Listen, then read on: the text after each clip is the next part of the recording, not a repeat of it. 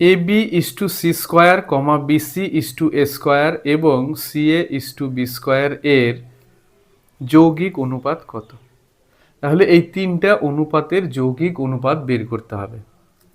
তো যৌগিক অনুপাত বের করার নিয়ম হচ্ছে যে অনুপাতগুলো দেওয়া থাকবে সেই অনুপাতগুলির পূর্ব পদগুলো গুণ করতে হবে ইস টু উত্তর পদগুলো গুণ করে লিখতে হবে। তাহলে এই অনুপাতটার পূর্বপদ এ বি, এই অনুপাতটার পূর্বপদ বিসি আর এই অনুপাতটার পূর্বপদ হচ্ছে সি এ। তাহলে এই তিনটা গুণ করব।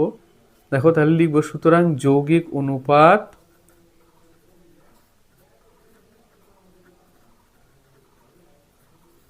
সমান সমান কি হবে?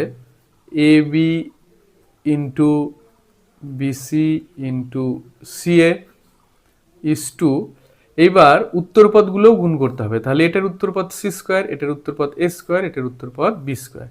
তাহলে এখানে হবে সি স্কোয়ার গুণ এ স্কোয়ার গুণ বি স্কোয়ার।